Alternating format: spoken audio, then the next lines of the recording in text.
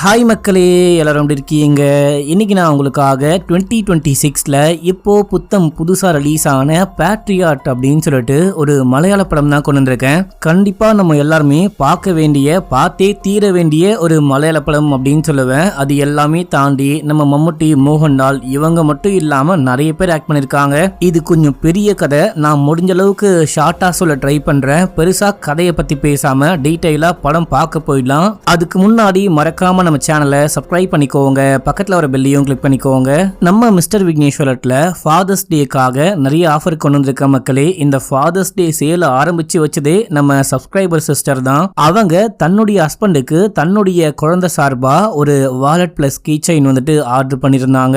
உங்களுக்கும் photo customise பண்ணி இல்ல நேம் கஸ்டமைஸ் பண்ணி வாலெட்லாம் வேணும் அப்படின்னா லிங்க் ஃபர்ஸ்ட் கமெண்ட்ல இருக்கு, கிளிக் பண்ணி ஆர்டர் பண்ணுங்க. இப்போ கதைக்குள்ள போயிடலாம். இந்த படத்துடைய ஸ்டார்டிங் சீன்லயே பெரிஸ்கோப் அப்படின்னு சொல்லிட்டு ஒரு ஸ்பைவேரை பத்தி பேசிட்டு இருக்காங்க. இந்த ஸ்பைவேர் வந்துட்டு போன்ல இல்ல லேப்டாப்ல சிஸ்டம்ல எதுல வேணா அவங்களுக்கே தெரியாம டவுன்லோட் பண்ண முடியும். தொட்டா தூக்கிடுவேன்னு சொல்லுவாங்க பாத்தீங்களா, அந்த மாதிரி ஒரு சின்ன லிங்க் அமைச்சு கூட மொத்தமா அவங்க போனையோ லேப்டாப்பையோ சிஸ்டமையோ மொத்தமா கண்ட்ரோல் பண்ண முடியும். அது ஆனா இருக்கிறது வெளியே தெரியவே தெரியாது. மொபைல் போன் ஆஃப்ல இருந்தாலும் கேமரா மூலியமா அந்த பக்கம் என்ன விஷயம் நடக்குது அப்படின்னு சொல்லிட்டு யார் அமுச்சு விட்டாங்களோ அவங்களால கண்காணிக்க முடியும். இப்போ ஒரு பொண்ணு பேசிட்டு இருக்காங்க இல்லையா, இவங்க இந்த ஸ்பைவேரால பாதிக்கப்பட்டிருக்காங்க. ஜேபி சுந்தரம்னு சொல்லிட்டு இந்தியாவுடைய டிஃபென்ஸ் மினிஸ்டர், அவர் சம்பந்தப்பட்ட ஒரு கேஸ். அந்த கேஸுக்கு கவர்மெண்டோடைய இந்த ஸ்பைவேரை வந்துட்டு யூஸ் பண்ணிருக்காங்க அப்படின்னு சொல்லிட்டு பேசிட்டு இருக்காங்க. முக்கியமா இந்த ஸ்பைவேர் மொபைல்ல இருக்குது அப்படின்னா பேட்டரி பயங்கரமா யூஸ் பண்ணிட்டே இருக்கும், பேக்ரவுண்ட்ல ரன் ஆகிறதுனால. அதனால போன் சூடாகும். அதை தவிர வேற எதுவுமே கண்டே பிடிக்க முடியாதான். இப்ப அப்படியே எங்க சீனை கட் பண்ணி நியூ டெல்லியில காமிக்கிறாங்க. இறந்து போன சோல்ஜருக்குலாம் நினைவு நாள் மாதிரி இது பண்ணுவாங்க இல்லையா, அந்த ஒரு ஃபங்க்ஷன்ல ஜேபிஎஸ் காமிக்கிறாங்க. எல்லாரும் இவரை ஜேபிஎஸ் தான் கூப்பிடுவாங்க. இவர் பேரு ஜேபி சுந்தரம். இவரை வந்துட்டு அங்க ராவுடைய ஹெட் மீட் பண்றாங்க. இவங்க பேரு நளினி. இந்த ஸ்பைவேரை பத்தி பேசணும் அப்படின்றதுக்காக உங்க ஆபீஸை நிறைய வாட்டி கான்டாக்ட் பண்ண ட்ரை பண்ண, கான்டாக்டே பண்ண முடியல. ஏன் என்னுடைய காலை மட்டும் அவாய்ட் பண்றீங்க? ஆக்சுவலா இவங்களுக்கு உடம்புக்கு முடியாம ட்ரீட்மெண்ட்ல இருக்காங்க. ஆபரேஷன்லாம் முடிஞ்சு எல்லாமே சரியானதுக்கு அப்புறமா நான் மீட்டிங்ல வரும்போது கண்டிப்பா இந்த ஸ்பைவேரை பத்தி பேசுவேன். ஏன்னா ராக்காக இந்தியாவுடைய அந்த சேஃப்டிக்காக தான் இந்த ஸ்பைவேரையே உருவாக்கி இருப்பாங்க. அடுத்த நாட்டில் இருக்கும் போது அடுத்தவங்க மேல இந்த இது ஸ்பைவேரை யூஸ் பண்ணி சில தகவல்லாம் இந்தியாக்காக சேகரிக்கலாம் அப்படின்றதுக்காக ஆக்சுவலா இந்த மாதிரி ஒரு ஸ்பைவேரை கொண்டு வரலாம். இந்தியாவுடைய சேஃப்டிக்கு இது கண்டிப்பா முக்கியம் அப்படின்னு சொல்லிட்டு கொண்டு வந்தது, அப்ரூவல் பண்ணது எல்லாமே நளினி தான், ராவுடைய ஹெட் தான்.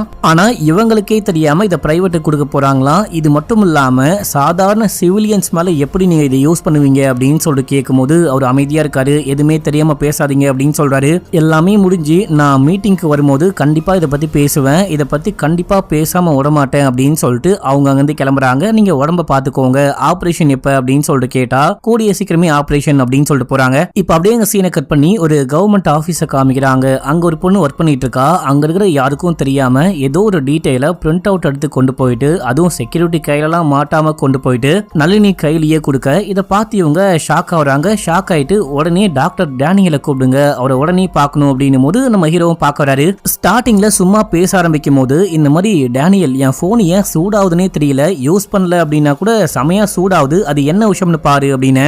நளினிக்கு ஒரு பொண்ணு இருக்காங்க. அவங்க தான் அம்மாவை ஹாஸ்பிட்டல்ல வச்சு பாத்துக்கிறாங்க. அதெல்லாம் ஒண்ணும் கிடையாது, அம்மா வந்துட்டு வேலை இல்லாம சும்மா இருக்காங்க இல்லையா, பயங்கரமா போனை ஸ்க்ரோல் பண்ணி போன் சூடாகுது, நீங்க உட்காருங்க அங்கிள், நான் டீ போட்டு கொண்டு வரேன் அப்படின்னு சொல்லிட்டு போறா. அப்ப நம்ம நளினி வந்துட்டு இந்த டீடைல் எல்லாம் பேச ஆரம்பிக்கிறாங்க.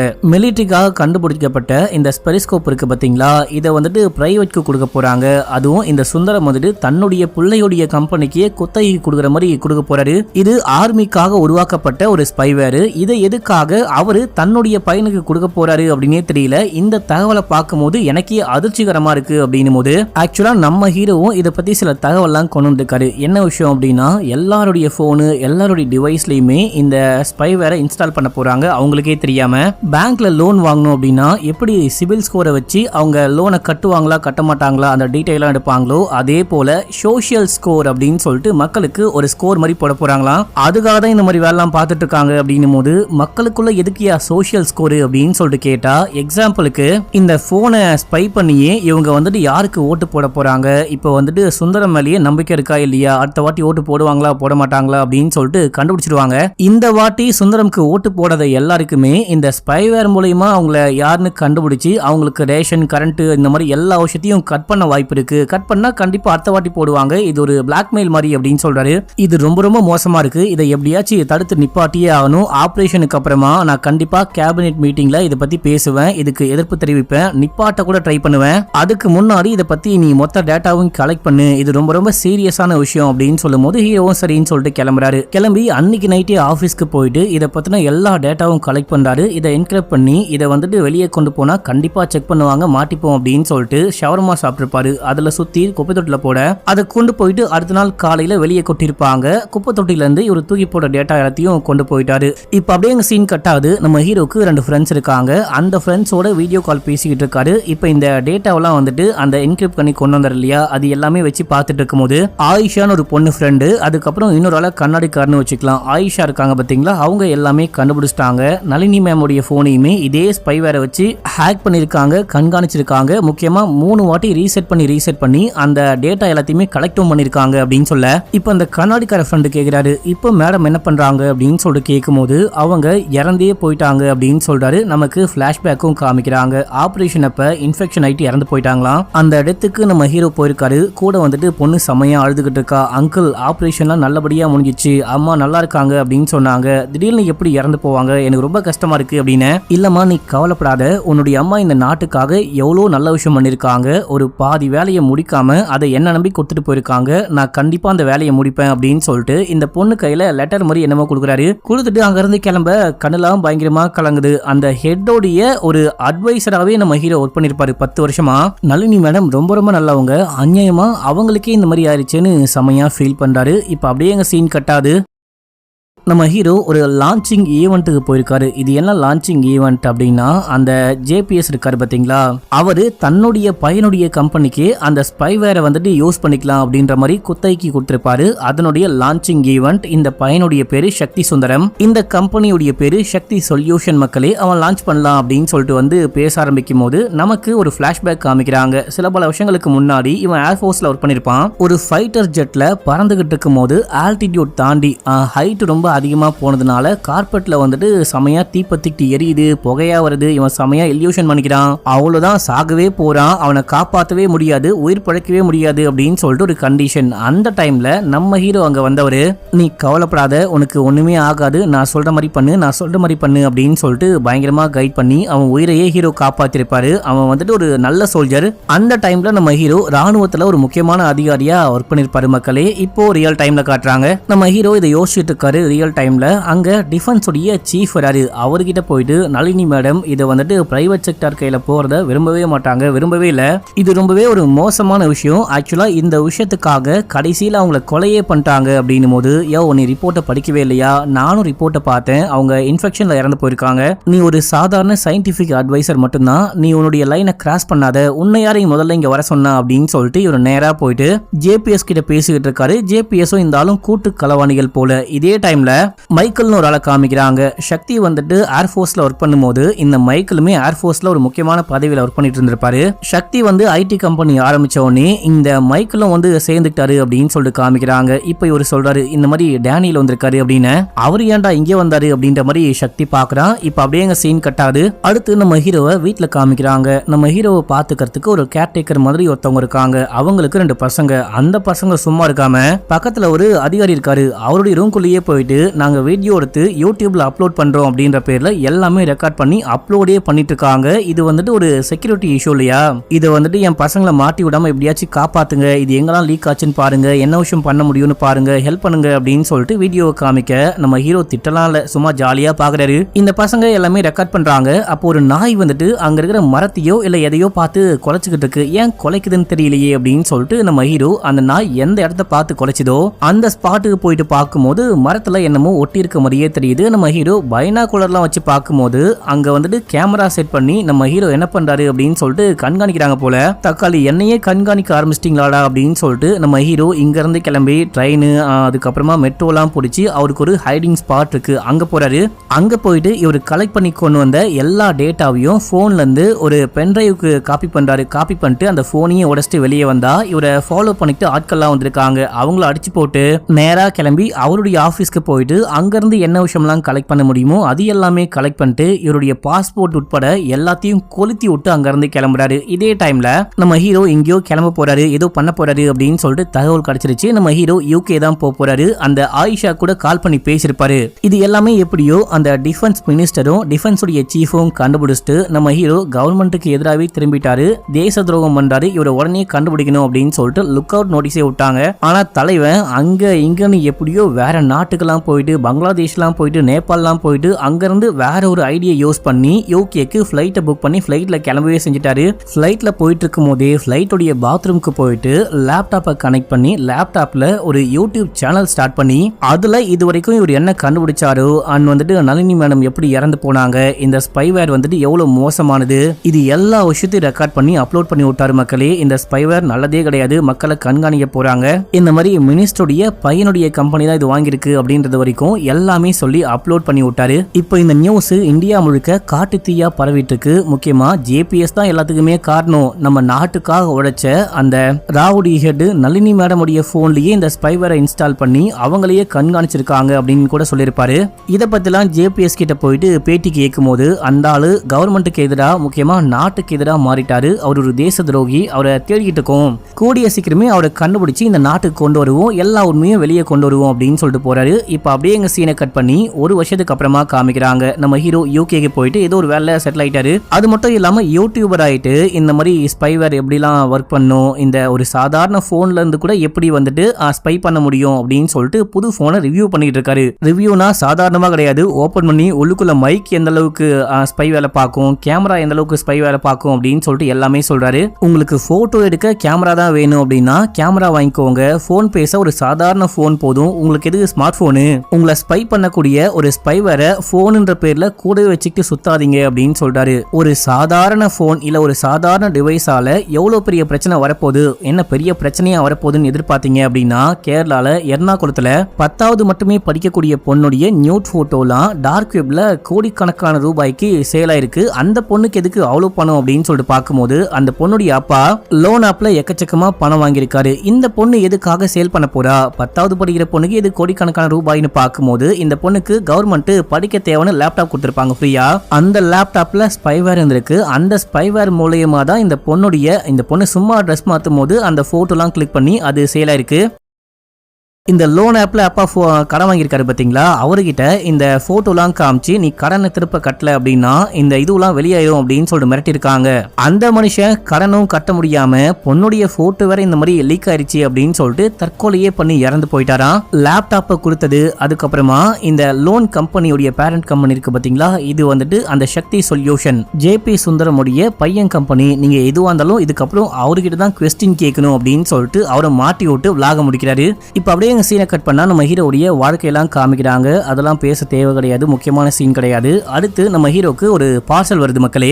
அதை ஓபன் பண்ணி பார்த்தா கடைசி விளாக்ல நம்ம ஹீரோ ஒரு 10வது படிக்கக்கூடிய பொண்ணு நல்ல மார்க் வாங்கியிருப்பா, அந்த பொண்ணு நியூட் போட்டோ வெளியே இருக்கும், அப்பா இறந்து போயிட்டாரு அப்படின்லாம் பேசினார் இல்லையா, அந்த பொண்ணுடைய விஷயத்தை பத்தின எல்லா விஷயமும் இந்த போன்ல இருக்கு அப்படின்னு சொல்லிட்டு ஒரு போன் பார்சலா வந்திருக்கு. போன் எடுத்து ஓபன் பண்ணா மைக்கேல்னு காமிச்சாங்க பாத்தீங்களா, மைக்கேலுடைய கேர்ள் ஃப்ரெண்டு ஜோதியுடைய போனு. அந்த பொண்ணு எங்க போனா எங்க வந்தா என்ன பண்ணா அது எல்லாமே அந்த ஸ்பைவேர்ல கண்காணிச்சிருக்காங்க போல, ரெக்கார்டும் இருக்கு. அந்த ரெக்கார்டு எல்லாமே இந்த போன்ல இருக்கு மக்களே. அதை ஹீரோ போட்டு பாத்துக்கிட்டு இருக்காரு. இப்போ நமக்கு என்ன விஷயம் ஆச்சுன்னு காட்டுறாங்க. அந்த 10வது படிக்கிற பொண்ணு தன்னுடைய தப்பான போட்டோலாம் சேல் பண்ணா அப்படின்னு சொல்லிட்டு போலீஸ் கைது பண்ணிட்டாங்களா. இப்போ அந்த பொண்ணு ஜெயில இருக்கா. இந்த டைம்ல அந்த பொண்ணுடைய அப்பா அம்மா வந்து மீட் பண்றாங்க. ஜோதி வந்து மீட் பண்ணும்போது என் பொண்ணு அந்த மாதிரி பொண்ணுலாம் கிடையாது, தப்பான பொண்ணுலாம் கிடையாது, அதுக்கெல்லாம் வாய்ப்பே கிடையாது, நாங்க வீட்டுல ட்ரெஸ் மாத்தவே இடம் கிடையாது, இதுல எப்படி இந்த தப்பான விஷயம்லாம் என் பொண்ணு பாப்பா, எப்படியாச்சும் என் பொண்ணை காப்பாத்துங்க அப்படின்னு சொல்லிட்டு கேக்குறாங்க. அது மட்டும் இல்லாம அந்த ஸ்பைவேர் தான் ஏதோ தப்பா இருக்கு அப்படின்னு சொல்லிட்டு அவங்களுக்கு புரிஞ்சதை சொன்னா அதுக்கெல்லாம் வாய்ப்பு இல்ல, ஸ்பைவேர் வந்துட்டு மக்களுடைய நல்லதுக்காக மட்டும்தான் யூஸ் பண்றோம், நான் என்ன விஷயம்னு பாக்குறேன் அப்படின்னு சொல்லிருப்பாங்க. இப்போ நேரா போயிட்டு அந்த பாதிக்கப்பட்ட பொண்ணு கிட்ட கேட்கவோ பேசவோ முடியாது. அந்த பொண்ணு ஜெயில இருக்கா. வேற ஒருத்தவங்க மூலியமா கண்டுபிடிக்க முடியுமா? இந்த பொண்ணுக்கு மட்டும் இல்லாம நல்லா படிக்கிற மத்த பசங்களுக்கும் கவர்மெண்ட் லேப்டாப் கொடுத்திருப்பாங்க. அவங்க கிட்ட போயிட்டு விசாரிச்சு பார்க்கலான்னு வீடு வீடா போனா எல்லாமே குடிசை வீடு, அடுத்த வேலை சாப்பாட்டுக்கு சாப்பாட்டுக்கே ரொம்ப ரொம்ப கஷ்டப்படக்கூடிய ஃபேமிலி மக்களே. வீட்டுல ரூம்னா ஒரே ஒரு ரூம் தான் இருக்கு. அந்த ரூம்ல இருந்து தப்பான வேலைலாம் பார்க்க வாய்ப்பே கிடையாது. இந்த பொண்ணு அந்த லேப்டாப்லாம் செக் பண்ணி பாக்குறா. லேப்டாப்ல ஸ்பைவேர் இருக்கு, அது ஆன்ல இருக்கு, பேக்ரவுண்ட்ல ரன் ஆயிட்டு இருக்கு அப்படின்னு சொல்லிட்டு எல்லாமே பார்த்துட்டு போட்டோ வீடியோலாம் ரெக்கார்ட் பண்ணிக்கிறா. ரெக்கார்ட் பண்ணிட்டு மைக்கிளுக்கு இங்க பாத்தியா அப்படின்னு சொல்லிட்டு வாய்ஸ் மெசேஜ் போட்டு விட அவன் ரிப்ளைவே பண்ணவே இல்லை. அடுத்து வீட்டுல மீட் பண்ணும்போது இதை பத்தி கேட்டா அவன் எதுவுமே சொல்லாம கோச்சிக்கிட்டு போறான். கோச்சிக்கிட்டு போறது நியாயமே கிடையாது. அவங்க அடுத்த வேலை சாப்பாட்டுக்கே கஷ்டப்படுறாங்க. வீட்டுல ஒரே ஒரு ரூம் தான் இருக்கு. அந்த பொண்ணு எதுக்காக இந்த மாதிரி தப்பான வேலை பார்க்க போறா? தப்பான வேலை தான் பார்க்கணும் அப்படின்னா கரெக்டா அந்த டைம்ல தான் பண்ணும் அப்படின்னு சொல்லிட்டு எந்த அவசியமும் கிடையாது. முன்னாடியே அந்த பொண்ணு இந்த மாதிரி தப்பான வேலையெல்லாம் பார்த்து நிறைய காசு சம்பாதிச்சிருக்க வாய்ப்பு இருக்கு. ஆனா அந்த பொண்ணு நல்ல பொண்ணு. இந்த பொண்ணுடைய யோகம் என்ன அப்படின்னா அந்த பொண்ணு சும்மா அந்த லேப்டாப்பை ஆஃப் பண்ணி வச்சுட்டு ட்ரெஸ் மாத்தும் போதே எல்லாமே ரெக்கார்டா இருக்கு. அதுக்கப்புறமா தான் வேற யாரும் சேல் பண்ணிருக்காங்க, மாட்டி விட்டுருக்காங்க. இந்த ஸ்பைவேர் தான் தப்பா இருக்கு அப்படின்னும் போது இங்க பாருமா, நம்ம என்னதான் இருந்தாலும் கவர்மெண்டோடைய ப்ராஜெக்ட்டுக்கு ஒரு கார்பரேட் கம்பெனில ஒர்க் பண்ணிட்டு இருக்கோம். இந்த விஷயம்லாம் நோண்டா நம்ம உயிருக்கே ஆபத்து வர வாய்ப்பு இருக்கு. நான் சொன்னா கேளு, நீ ரொம்ப இந்த விஷயத்த நோண்டாத அப்படின்னும் போது நோண்டாம எப்படி இருக்க முடியும், நான் கண்டுபிடிக்காம விட மாட்டேன் அப்படின்னு சொல்றாங்க. அவன் சப்போர்ட்டே பண்ண மாட்டான். இவங்களுமே சக்தி சொல்யூஷன்ல தானே ஒர்க் பண்றாங்க. மைக்கிள் இவங்க ரெண்டு பேருமே ஒரே கம்பெனில தான் ஒர்க் பண்றாங்க. இவங்களுக்கு ஆக்சஸே இல்லாத சில இடங்களுக்கு போயிட்டு முக்கியமான டேட்டா எல்லாத்தையும் இவங்க காப்பி பண்ணி கொண்டு வந்துடுறாங்க. இத சிசிடிவி கேமரா மூலமா அண்ட் இந்த பொண்ணுடைய போன்லயுமே இந்த ஸ்பைவர் இருக்கு போல. அது மூலமா சக்தி கண்டுபிடிச்சிட்டு மைக்கிளுக்கு கால் பண்ணி என்ன ஆள் இந்த மாதிரிலாம் பண்ணிக்கிட்டு இருக்கா, இது சுத்தமா சரியே கிடையாது அப்படின்னு சொல்லிட்டு வான் பண்ண. இல்ல அந்த பொண்ணு அந்த மாதிரிலாம் பண்ண வாய்ப்பு இல்ல, நமக்கு எதிரா நம்ம கம்பெனிக்கு எதிராக மாறலாம் வாய்ப்பு இல்ல, நான் என்ன விஷயம்னு பேசுறேன் அப்படின்னு சொல்லிட்டு வீட்டுக்கு வந்து பேசுறாரு. இங்க பாரு, நீ பண்றது சுத்தமா சரியே கிடையாது. இந்த சக்தி வந்துட்டு அவ்வளவு நல்லவெல்லாம் கிடையாது. தன்னுடைய கம்பெனியை காப்பாற்றணும் அப்படின்னா என்ன வேணா பண்ணுவான், நீ சேஃபாரு அப்படின்னு சொல்லிட்டு நான் உனக்கு நிறைய வாட்டி கால் பண்ணேன், போனையே ஆஃப் பண்ணி வச்சிருக்க அப்படின்னு சொல்லிட்டு கேட்கும் போது ஏனே தெரியல, என் போன் இப்பெல்லாம் சார்ஜே நிக்க மாட்டேங்குது, டக்குன்னு சார்ஜ் காலியாகுது அப்படின்னு சொல்றாங்க இந்த பொண்ணு. அப்பதான் மைக்கிள்கே புரியுது, இந்த பொண்ணுடைய போன்லயுமே இந்த ஸ்பைவரை இன்ஸ்டால் பண்ணி இந்த பொண்ணையும் கண்காணிக்கிறாங்க போல அப்படின்னு சொல்லிட்டு போனை தூக்கிட்டு போயிட்டு டேப் போட்டி மைக்ரோவேவ் அவனுக்குள்ள வச்சிட்டாரு. இங்க பாரு, நான் சொன்னா நீ கேட்க போறது கிடையாது, நீ சேஃபாரு, இங்க இருந்து கிளம்பிடு, அவங்க அவ்வளவு நல்லவங்க கிடையாது, போன்லாம் யூஸ் பண்ணாத, நீ வேற போன் புதுசா வாங்கிக்கோ அப்படின்னு சொல்ல என் போனை கண்காணிச்சு அவங்க என்ன பண்ண போறாங்க அப்படின்னு சொல்லிட்டு போனை தூக்கி வெளியே வைக்கும் போது இந்த பொண்ணு ஏதோ ஒரு பெர்ஃபியூம் ஆர்டர் பண்ணிருக்கா. அந்த பெர்ஃபியூம் வந்திருக்கு, அவுட் ஃபார் டெலிவரி அப்படின்னு சொல்லிட்டு மெசேஜ் வருது. அதுக்கப்புறம் அந்த பொண்ணுக்கு என்ன விஷயம் ஆச்சு அப்படின்லாம் தெரியல. இப்ப நம்ம ஹீரோ மைக்கிள்கே கால் பண்ணாரு. அடுத்து அந்த பொண்ணுக்கு என்ன விஷயம் ஆச்சு அப்படின்னு சொல்லிட்டு கேட்டா அந்த பொண்ணு இறந்து போயிட்டா அப்படின்னு சொல்றாங்க. ஆக்சுவலா அடுத்த நாள் வேலைக்கு வந்திருக்கா. வேலைக்கு வந்து வேலையெல்லாம் முடிச்சுட்டு வீட்டுக்கு போயிருக்கா. வீட்டுக்கு போயிட்டு பாத்ரூம்ல இருந்த பொண்ணு திடீர்னு மயக்கம் போட்டு கீழே விழுந்துட்டா அப்படின்னு சொல்லிட்டு ரூம்மேட் கால் பண்ண. எல்லாரும் போயிட்டு பார்க்கும்போது அந்த பொண்ணு திடீர்னு சடனா இறந்து போயிட்டு இருக்கா. என்ன இறந்து போனா, எப்படி இறந்து போனா அப்படின்லாம் தெரியல அப்படின்னு சொல்லும் போது சரி அந்த பொண்ணை தூக்கிட்டு போகும்போது போட்டோ வீடியோ ஏதாவது எடுத்தீங்களா, ஏதாவது ஃபுட்டேஜ் இருக்கா அப்படின்னு சொல்லிட்டு கேட்டா ஃபுட்டேஜ் இருக்குன்னு அமுச்சு விடுறாரு. அந்த ஃபுட்டேஜை பார்க்கும்போது இந்த பொண்ணுடைய வாய் ஒரு மாதிரி கோணிக்கிட்டு இருக்கு. இதே விஷயம் தான் நளினி இருக்காங்க இல்லையா, அவங்க இறந்து போகும்போதும் நம்ம ஹீரோ நோட் பண்ணிருப்பாரு. ரெண்டு டெத்துமே சேம் ஒரே மாதிரி இருக்கும்னு டவுட் ஹீரோக்கு. சரி ஓகே, என்னால என்ன விஷயம் பண்ண முடியும்னு பாக்குறேன், நான் சீக்கிரமாவே உங்களை கான்டாக்ட் பண்றேன் அப்படின்னு சொல்லிட்டு போனை கட் பண்றாரு. இப்ப அப்படியே எங்க சீன் கட் ஆகுது. நம்ம ஹீரோவும் ஆயிஷாவும் பேசிட்டு இருக்காங்க. இந்த சக்தி குரூப் இருக்காங்க இல்லையா, இவங்க ஒரு யூடியூபர் மீட் மாதிரி ஃபரஹேல அரேஞ்ச் பண்ணிருக்காங்களா, ஹீரோக்கும் இன்வைட் வச்சிருக்காங்களாம். நம்ம போலாமா அப்படின்னு சொல்லிட்டு கேட்கும்போது உனக்கு ஓகேனா போலாம், அங்க போயிட்டு நீ எந்த யாரையும் கூட்ட மாட்டேன் அப்படின்னா நானும் கண்டிப்பா கூட வரேன் அப்படின்னு. சேச்சா சும்மா போயிட்டு வரலாம் வா அப்படின்னு சொல்லிட்டு ஓகே சொல்லிட்டு அந்த மீட்கும் போறாங்க. போன ஹீரோ சும்மா இருப்பாரு, அவர் வாயை வச்சுக்கிட்டு எல்லாரும் பேச ஒரு டைம் கிடைக்கும் இல்லையா, அப்ப நம்ம ஹீரோ ஏறி போயிட்டு சக்தி குரூப்பை பத்தி கிழின்னு கிழிக்கிறாரு. ஒரு ஐடி கம்பெனி ஆரம்பிச்சவனே இந்த அளவுக்கு மேல வராங்க, இவ்வளவு பெரிய யூடியூப் சமிட் வேற ஒரு நாட்டுல நடத்த முடியும், இந்த அளவுக்கு பணம் முழங்குது அப்படின்னா இது எல்லாத்துக்கும் அந்த ஸ்பைவேர் தான் காரணம். சக்தியோடைய அப்பா கவர்மெண்ட்ல இருக்காரு, மினிஸ்டரா இருக்காரு, அவர் பயங்கரமா சப்போர்ட் பண்றாரு, அப்படி இப்படின்னு சொல்லிட்டு ஸ்பைவேரை பத்தியும் சக்தி குரூப்பை பத்தியும் கிழிச்சு தொங்க விட்டாரு. இதை பார்த்த சக்தி கடுப்பாயிட்டு மைக் ஆஃப் பண்ணிட்டு அந்த ஆளை கீழே இறக்கி விடுங்க அப்படின்னு அதே போல மைக்ல ஆஃப் பண்ணிட்டு நம்ம ஹீரோவை இறக்கி விட்டாங்க. அடுத்து எல்லாமே முடியுது. நம்ம ஆயிஷா ஹீரோவை போட்டு செமையா திட்டி விட்டுருப்பாங்க. உனக்கு ஏயா இந்த வேண்டாத வேலை, ஏயா இந்த மாதிரி பண்ற அப்படின்னு சொல்லிட்டு செமையா திட்டுறாங்க. சரி மறுபடியும் நம்ம லண்டன் போலாம் அப்படின்னு சொல்லிட்டு கிளம்ப ஏர்போர்ட்டுக்கு வராங்க. அந்த டைம்ல ரெண்டு பசங்க சேர்ந்துட்டு இவங்க யூடியூபரா ரெண்டு பொண்ணுங்கிட்ட ஒரு பிராங்க் பண்ணும், ஒரு யூடியூப் தம்ப்நெயிலுக்காக நீ போயிட்டு அந்த ஹீரோ இருக்காரு இல்லையா, ஹீரோ மூஞ்சில ஸ்ப்ரே அடிக்கணும் அப்படின்னு சொல்லிட்டு ஸ்ப்ரே கொடுத்து அனுப்பிச்சோட இவங்களும் ஓடி வந்து ஸ்ப்ரே அடிக்கிறாங்க. நம்ம ஹீரோ கவனிச்சிருக்கவே மாட்டாரு, எதிர்பார்த்திருக்கவே மாட்டாரு. என்ன பண்றீங்க அப்படின்னு சொல்லிட்டு ஹீரோவும் ஆயிஷாவும் கத்துறாங்க. அதுலயும் ஆயிஷா இந்த பொண்ணுங்க யாரு, ஏன் இந்த மாதிரி பண்ணாங்க அப்படின்னு சொல்லிட்டு தெரியலன்னு போட்டோ கிளிக் பண்ணி வச்சுக்கிறாங்க. இப்போ பிராங்க் பண்ண சொன்னாங்க இல்லையா அந்த பசங்க, சாரி சார் சும்மா ஒரு தம்ப்நெயிலுக்காக மன்னிச்சுக்கோங்க அப்படின்னு சொல்லிட்டு அங்க இருந்து கிளம்பிட்டாங்க. ஆனா ஹீரோக்கு அந்த ஸ்ப்ரே அடிச்சவனே ஒரு மாதிரி ஆகுது, தலையெல்லாம் சுத்துது, அவருக்கு என்ன பண்ணுது அப்படின்னே புரியல. ஏன்பா உனக்கு எல்லாமே ஓகேவா, ஹாஸ்பிட்டல் போலாமா அப்படின்னா என்னன்னு தெரியல, ஒரு மாதிரி தலை சுத்துது, ஒருவேளை லோ பிபியா இருக்கும் அப்படின்னும் போது இவங்க சாக்லேட் எல்லாம் கொடுக்குறாங்க. சரி நான் எதற்கும் பாத்ரூம் போயிட்டு கிளீன் பண்ணிட்டு வரேன் அப்படின்னு சொல்லிட்டு பாத்ரூம் போறாரு. பாத்ரூம் போன ஹீரோவை ரொம்ப நேரமா ஆளக்கானும், இவ்வளவு நேரமா பாத்ரூம் போவான் அப்படின்னு சொல்லிட்டு வெயிட் பண்ணி பார்த்தவங்க அங்க இருக்கிற ஒரு அதிகாரியை கூப்பிட்டு இந்த மாதிரி ஹஸ்பண்ட் பாத்ரூம் போனாரு, ஆளக்கானும் வெளியே வரவே இல்லை, என்னாச்சுன்னு பாருங்க அப்படின்னா இவரு உள்ளுக்குள்ள போயிட்டு பார்த்தவரு உள்ள யாருமே இல்ல அப்படின்னு சொல்றாரு. முக்கியமா நம்ம ஹீரோ பேர் வந்துட்டு டேனியல், இவங்க பேரு ஆயிஷா, நம்ம ஹீரோவுடைய உண்மையான பொண்டாட்டியுடைய பேரு லத்திகா. இவங்க முஸ்லீமா இருக்காங்க, ஹஸ்பண்ட் சொல்றாங்களே அப்படின்னு சொல்லிட்டு இந்தியன் எம்பசில இருக்கும் இல்லையா அதுல ஹெல்ப் பண்றதுக்கு ஒரு ஆள் வராரு. என்னாச்சு ஏதாச்சு அப்படின்னு சொல்லிட்டு கேட்கும் போது இந்த மாதிரி யாரோ வந்து ஸ்ப்ரே அடிச்சாங்க, அது ஏதோ ஒரு தப்பான ஸ்ப்ரே, விஷ ஸ்ப்ரே மாதிரி தெரியுது, திடீர்னு டேனியல் வேற ஆளக்கானோ, ஹெல்ப் பண்ணுங்க அப்படின்னும் போது கண்ட்ரோல் ரூமுக்கு போயிட்டு செக் பண்ணி பார்த்தா நம்ம ஹீரோ அந்த பாத்ரூம்குள்ள போயிட்டு வேற எக்ஸிட் வழியா வெளியே வந்து கேரளாக்கு ஃபிளைட் ஏறிட்டாரு அப்படின்னு சொல்றாங்க. இதுக்கெல்லாம் பாசிபிளே கிடையாது, இந்தியால அவருடைய உயிருக்கே ஆபத்து இருக்கு, அவர் ஏன் கேரளா போறாரு, வாய்ப்பில்லை அப்படின்றாங்க.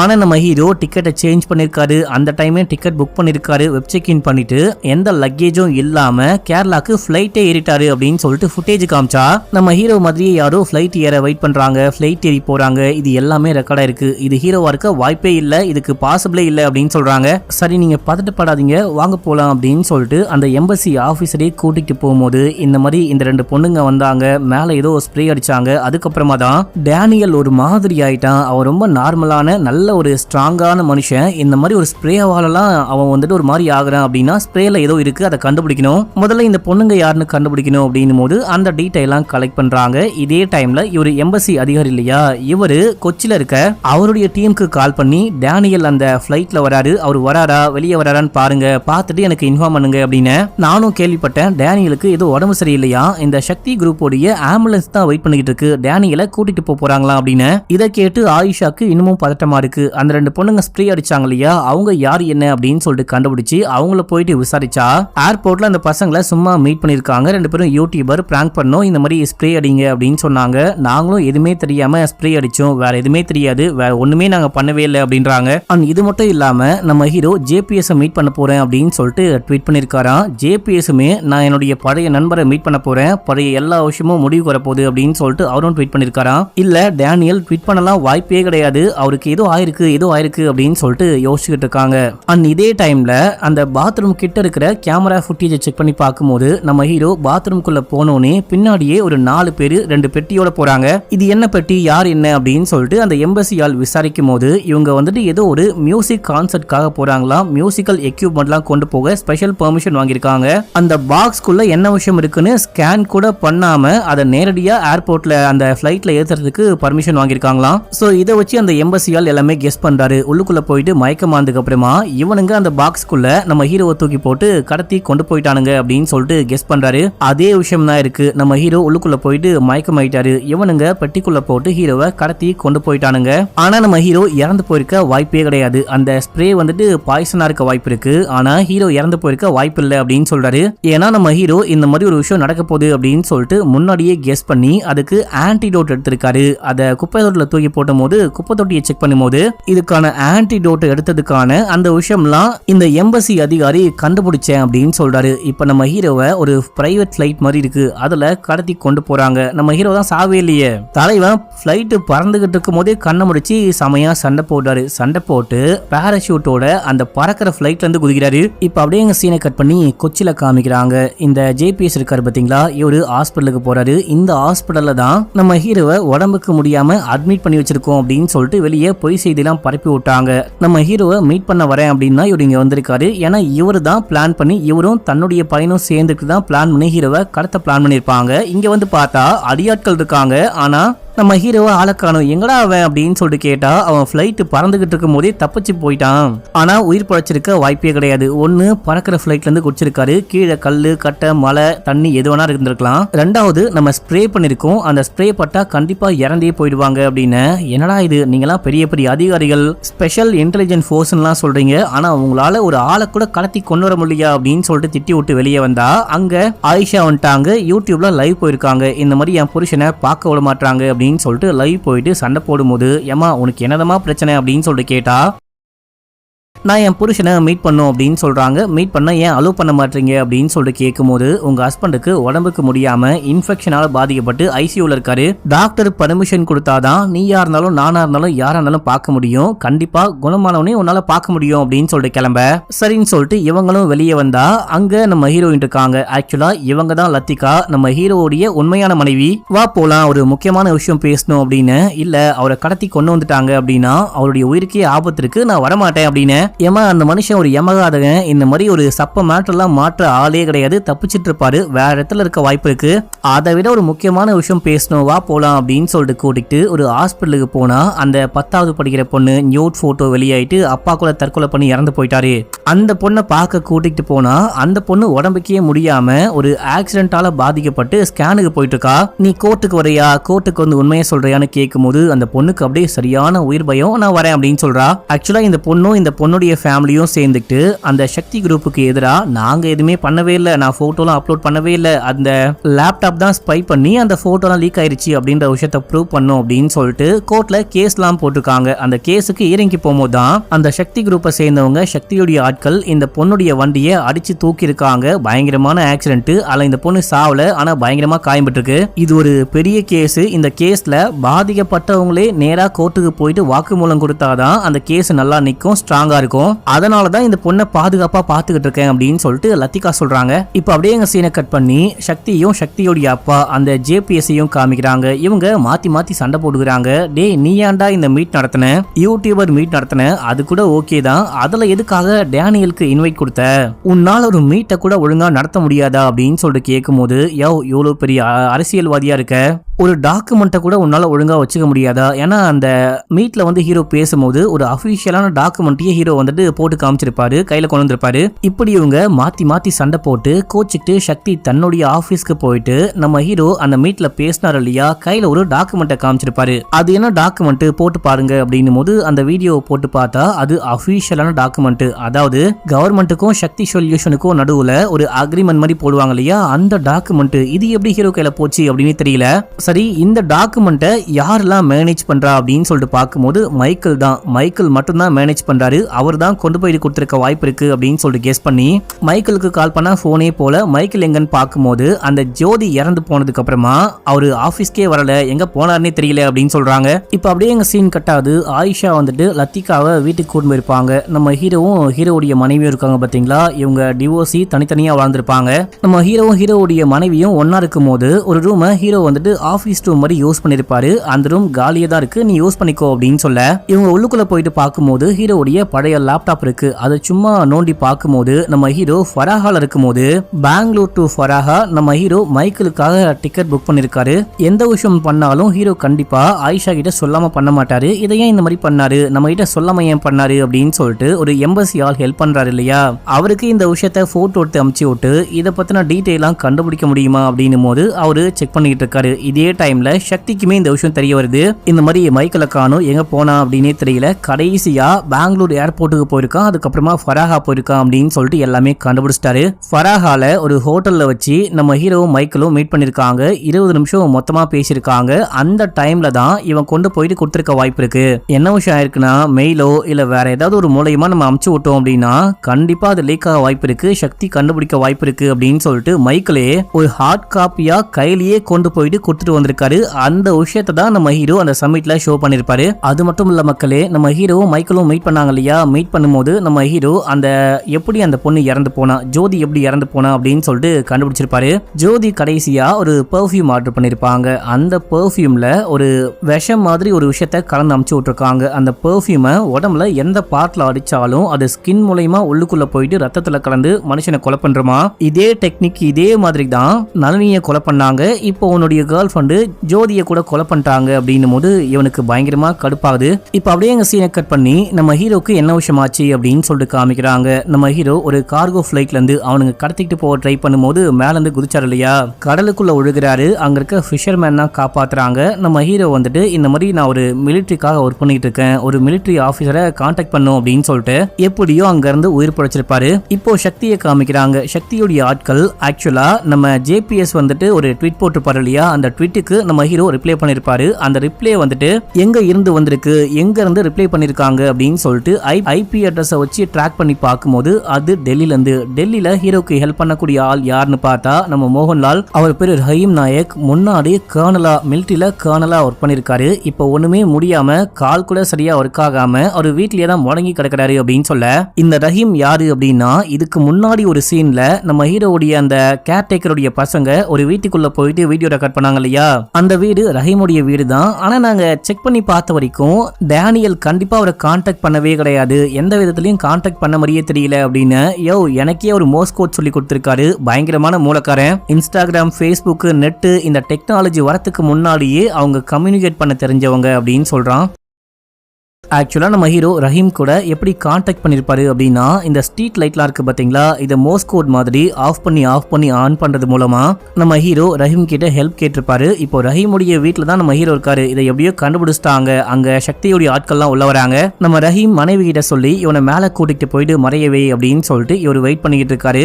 அதுவும் மைக்ரோவேவ் அவனுக்குள்ள அது வெடிக்கிற மாதிரி செட் பண்ணிட்டு வெயிட் பண்ணிக்கிட்டு இருக்காரு. ஆட்கள் உள்ளுக்குள்ள வராங்க. இவர் செட் பண்ண டைமிங்ல டமால்னு வெடிக்குது. யாரோ பாம் வச்சிட்டாங்க போல, யாரோ ஷூட் பண்றாங்க போல அப்படின்னு சொல்லிட்டு இவனுங்க ஷூட் பண்ணி புல்லட்லாம் காலி பண்ண, அதுக்கப்புறமா நம்ம ரஹீம் போயிட்டு சண்டை போட்டு அவங்க எல்லாரையும் விரட்டி விடுறாரு. இப்போ இந்த டிஃபென்ஸ் உடைய சீஃப் இங்க வராரு. அவங்க தான் இருக்கானா அப்படின்னு சொல்லிட்டு கேட்கும் போது, இருந்தா தேடிக்கோங்க, என்னுடைய சேஃப்டிக்காக தான் நான் ஷூட் பண்ணேன், மத்த எதுவுமே உங்களுக்கு கிடைக்காது அப்படின்னும் போது இவரும் பாக்குறாரு. கண்டிப்பா இந்த வாயை திறக்க வாய்ப்பே இல்லை அப்படின்னு சொல்லிட்டு கிளம்பிட்டாங்க. இப்போ இவங்க எல்லாமே கண்டுபிடிச்சிட்டாங்க இல்லையா, நம்ம ஹீரோக்கு இந்த மாதிரி ரஹீம் தான் ஹெல்ப் பண்றாரு அப்படின்னு சொல்லிட்டு ஹீரோவை வேற ஒரு இடத்துக்கு கொண்டு போறாங்க. ஹீரோ வேற ஒரு இடத்துல இருக்காரு. அவர் வந்துட்டு சொல்றாரு, அவ்வளவுதான் என் உடம்புல அந்த பாய்சன் பரவிருச்சு, என்னதான் நான் ஆன்டிடோட் போட்டு உயிரை காப்பாத்தினாலும் ரத்தத்துல பரவதுனால சாவ வாய்ப்பு இருக்கு அப்படின்னு சொல்லிட்டு ஃபீல் பண்ணேன். நம்ம வந்துட்டு ரத்தத்தை மாத்தலாம், பிளட் டிரான்ஸ்பிளான்ட் பண்ணா கண்டிப்பா உன்னை காப்பாற்ற முடியும் அப்படின்னு சொல்லிட்டு அதுக்கான ஏற்பாடுகள்லாம் பண்ணிட்டு டிஜிட்டலா எதுலயும் கனெக்டே ஆகாம கூகுள் மேப் கூட யூஸ் பண்ணாம இந்த கோஸ்டல் ஏரியா, ஏன்னா முக்கியமா இந்த ஹைவேஸ்ல போனா கேமரால மாட்ட வாய்ப்பு இருக்கு அப்படின்னு சொல்லிட்டு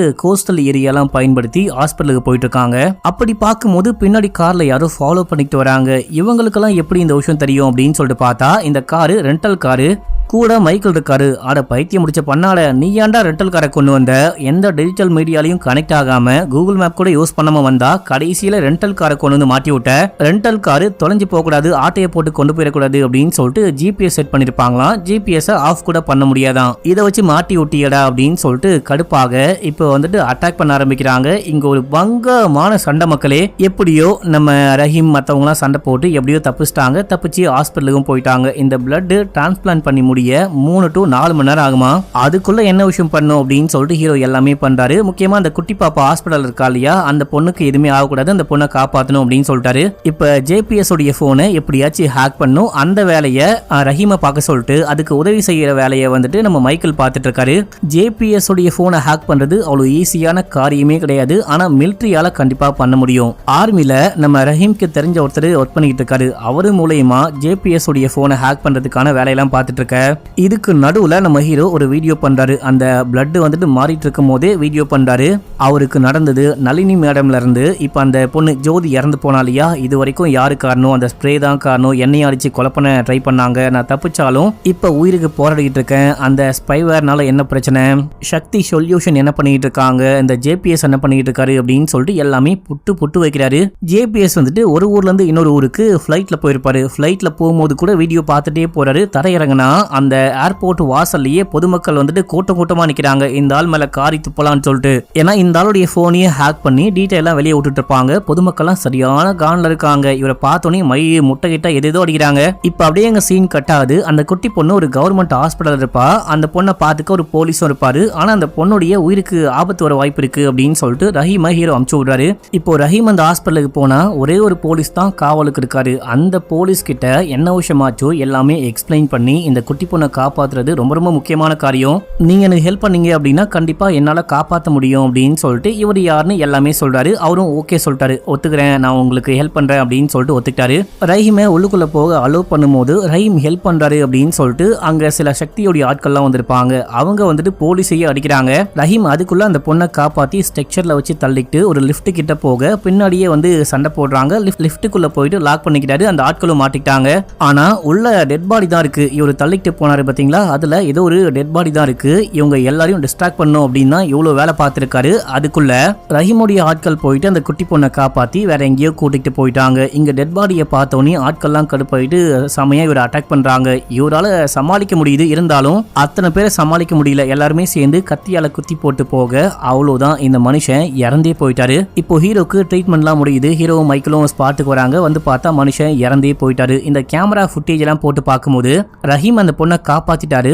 ரஹீம் வந்துட்டு இறந்து போறதுக்கு முன்னாடி கண்ணை தட்டி ஏதோ சொல்றாரு. அந்த மோர்ஸ் கோட் மூலமா ஏதோ சொல்றாரு. அவர் என்ன சொல்லிருப்பாரு அப்படின்னா ஆலிவ் அபார்ட்மெண்ட் அப்படின்னு சொல்லிட்டு ஒரு நம்பரும் சொல்றாரு. ஆலிவ் அபார்ட்மெண்ட் வந்துட்டு அந்த ஜோதி இறந்து போயிட்டாங்க இல்லையா, என் கேர்ள் ஃப்ரெண்டு, அந்த பொண்ணு ஸ்டே பண்ணிருந்த அந்த அபார்ட்மெண்ட் அப்படின்னும் போது அங்க போயிட்டு பார்க்கலாம் அப்படின்னு சொல்லிட்டு அங்க போனா அங்கதான் நம்ம ரஹீமோடைய ஆட்கள் அந்த பொண்ணை காப்பாத்தி சேஃபா கூட்டிட்டு போய் வச்சிருக்காங்க. இப்போ அங்க இருந்து லத்திகாவும் ஆயிஷாவும் இருக்காங்க பாத்தீங்களா, அந்த வீட்டுக்கு இந்த பொண்ணை கூட்டிட்டு போயிட்டாங்க. இந்த பொண்ணை கோர்ட்டுக்கு கூட்டிட்டு போறது முடியாத காரியம், ரிஸ்கான காரியம் அப்படின்னு சொல்லிட்டு இந்த பொண்ணை உட்கார வச்சு வீடியோ ரெக்கார்ட் பண்றாங்க. இந்த பொண்ணு என்ன விஷயமாச்சோ ஸ்டார்டிங்ல இருந்து எல்லாமே சொல்றா. ஸ்டார்டிங்ல இந்த பொண்ணு நல்லா படிக்கிறா அப்படின்னு சொல்லிட்டு அந்த லேப்டாப்லாம் கொடுத்துருக்காங்க. லேப்டாப்பை இந்த பொண்ணு ஸ்டார்டிங்ல படிக்க மட்டும் யூஸ் பண்ணாலும் இந்த லேப்டாப்பை வச்சு கூகுள்ல சர்ச் பண்ண முடியும், வீடியோ பார்க்க முடியும், வீடியோ போட முடியும் அப்படின்னு சொல்லிட்டு இந்த விஷயம்லாம் பார்த்திருக்கா, பண்ணிருக்கா. இந்த பொண்ணு நல்லா மார்க் எடுக்கிறா, மேல நல்லா படிக்க வைக்கணும் அப்படின்றதுக்காக அப்பா வந்துட்டு கடன் வாங்க முடியுமா அப்படின்னு சொல்லிட்டு ட்ரை பண்ணிருக்காரு. அதை எப்படியோ இந்த ஸ்பைவேர் மூலமா கண்டுபிடிச்சு இந்த பொண்ணுடைய அப்பாக்கே கால் பண்ணி அந்த லோன் ஆப்லாம் இருக்கும் இல்லையா, அந்த ஆப்போட இந்த சக்தி சொல்யூஷன் வந்துட்டு டைப்ல இருக்காங்க. லோன் கம்பெனிக்கெல்லாம் இந்த மாதிரி இவங்களுக்கு பணம் தேவை, இவங்களுக்கு கால் பண்ணி டார்ச்சர் பண்ணீங்க அப்படின்னா கடன் வாங்கிப்பாங்க அப்படின்னு சொல்லிட்டு அந்த டேட்டாவை கொடுக்க அந்த லோன் கம்பெனியும் கால் பண்ணி தொல்லை பண்ணிருக்காங்க. இந்த அப்பா காசு வேணாம் அப்படின்னு சொன்னாலும் ஒரு கட்டத்துக்கு மேல இவங்களுக்கு தேவைப்படுது, அவங்க கொடுக்குறேன் அப்படின்னு சொல்றாங்க. வாங்கிட்டு திரும்ப கட்ட முடியாம அவஸ்தப்படும் போது தான் இவரு கட்ட மாட்டாரு, பிளாக்மெயில் பண்ணலாம் அப்படின்னு சொல்லிட்டு ஆஃபா இருந்த அந்த லேப்டாப் வந்துட்டு ஓப்பன்ல ஆஃபா இருக்கு. அதுல வந்துட்டு இந்த பொண்ணு ட்ரெஸ் மாத்தும் போது அதை கேப்சர் பண்ணி அப்பாக்கே அமுச்சு விட்டு காசை கூட்டான்னு பிளாக்மெயில் பண்ண அந்த மனுஷன் பொண்ணுடைய இந்த விஷயம்லாம் பார்த்தவனே தற்கொலை பண்ணி இறந்தே போயிட்டு இருப்பாரு. அந்த அம்மா எவ்வளவு வெளியே போயிட்டு சொல்றாங்க, கடன் வாங்கி தான் இறந்து போனாரு, இந்த மாதிரி பொண்ணு எதுவும் சேல் பண்ணல, பொண்ணு தப்பான பொண்ணு கிடையாது அப்படின்னு சொன்னாலும் யாருமே நம்பவே மாட்டாங்க. இந்த விஷயம் தான் ஆச்சு அப்படின்னு சொல்லிட்டு இந்த பொண்ணு எல்லாமே சொல்ல ஜேபிஎஸ் உடைய போனை ஹேக் பண்ணிட்டாங்க இல்லையா, அந்த டேட்டா இந்த பொண்ணு சொன்ன விஷயம் அப்படின்னு சொல்லிட்டு மொத்தமா வீடியோ ரிலீஸ் பண்ணிடுறாங்க. அந்த வீடியோ பயங்கரமா வைரல் ஆகுது. பொதுமக்கள்லாம் கொந்தளிக்கிறாங்க, அந்த லேப்டாப்லாம் தூக்கி போட்டு உடைக்கிறாங்க. சக்திக்கு மண்டையெல்லாம் காயுது. இந்த விஷயத்தை பத்தின எல்லா டேட்டா, எல்லா ஸ்டோரேஜ் டிவைஸையும் நீங்க டிஸ்மேண்டில் பண்ணுங்க, அழிச்சிடுங்க அப்படின்னு சொல்லிட்டு அங்க இருந்து கிளம்புறாரு. இந்த ஆபீஸ் வாசல்லையும் பொதுமக்கள் இருக்காங்க. ஆனா போலீஸ் தான் தடுத்துக்கிட்டு இருக்காங்க. இந்த டைம்ல அப்பா கால் பண்றாரு. இப்போ அடுத்து என்ன பண்ணலாம், நம்ம வந்துட்டு எல்லாத்துக்கும் நீதான் காரணம் அப்படின்ற மாதிரி சண்டை போடுற மாதிரி பேச, நான் சொல்றதை கேளு, இப்போ கூட வந்துட்டு நம்ம போனை கூட ஒட்டு கேட்க வாய்ப்பு இருக்கு அப்படின்னு சொல்லிட்டு அவன் சும்மா தான் பேச்சுக்கு சொல்லுவான். ஆனா உண்மையிலேயே ஹீரோ ஒட்டு கேட்டுக்கிட்டு இருக்காரு. சார் நீங்க கேட்டுக்கிட்டு இருக்கீங்க அப்படின்னு சொல்லிட்டு எனக்கு எல்லாமே தெரியும். என்னுடைய உயிர் போற தருணத்துல நான் அந்த பிளைட்ல பறந்து நான் அவ்வளவுதான் சாக போறேன் அப்படின்ற தருணத்துல நீங்க காப்பாத்துனீங்க. இப்ப நான் அதே சிச்சுவேஷன்ல மாட்டிக்கிட்டு இருக்கேன். அப்ப என்னுடைய சாவுக்கு அப்ப நான் சாக போறேன் அப்படின்னா அதுக்கும் அப்பா தான் காரணம். இப்ப நான் சாக போறேன், அவ்வளவுதான் என் வாழ்க்கை முடிய போகுது அப்படின்னா அதுக்கும் அப்பா தான் காரணம், என்ன காப்பாத்துங்க அப்படின்னு. அப்பா காரணமா அந்த பிளைட்டோடைய விபத்துக்கு எப்படி அப்பா காரணம் ஆவாரு அப்படின்னு சொல்லிட்டு கேட்டா, இந்த ஜேபிஎஸ் இருக்காரு பாத்தீங்களா, இவர் அரசியல்ல கொஞ்சம் கொஞ்சமா கீழே போயிருக்காரு. மினிஸ்டர் பதவி சீட்டு கீட்டு கொடுக்க மாட்டேன் அப்படின்னு சொல்லிட்டு இவருடைய கட்சியிலேயே எக்கச்சக்கமான பிரச்சனை, பையனை கொன்னாச்சு நம்ம சீட்டு வாங்கிடலாம் அப்படின்னு சொல்லிட்டு பிளான் போட்டுதான் அந்த பிளைட்ல அந்த மாதிரி ஒரு ரிப்பேர் ஆகிற மாதிரி ஆளை வச்சு பண்ணிருப்பாரு. பையன் பறக்கும் போது மாட்டிக்கிட்டு இருப்பான். ஆனா ஹீரோ காப்பாத்திருப்பாரு.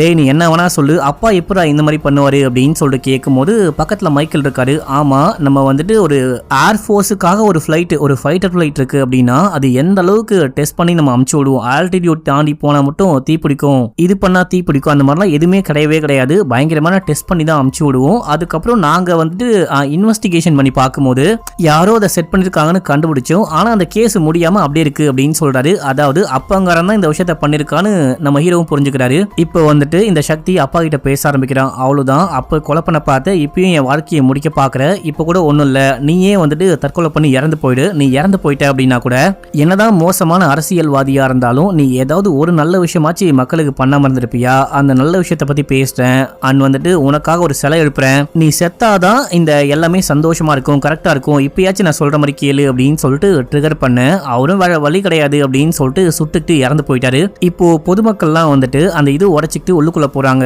சக்தியோடைய கம்பெனிக்குள்ள போயிட்டு எல்லாத்தையும் அடிச்சு உடைக்கிறாங்க. நம்ம ஹீரோவும் மைக்கிளும் மக்களோட மக்களா உள்ளுக்குள்ள போயிட்டு இன்னும் என்ன டீட்டெயிலாம் கலெக்ட் பண்ண முடியுமோ அதை கலெக்ட் பண்ணி நம்ம லத்திகாக்கு அமுச்சு விடுறாங்க.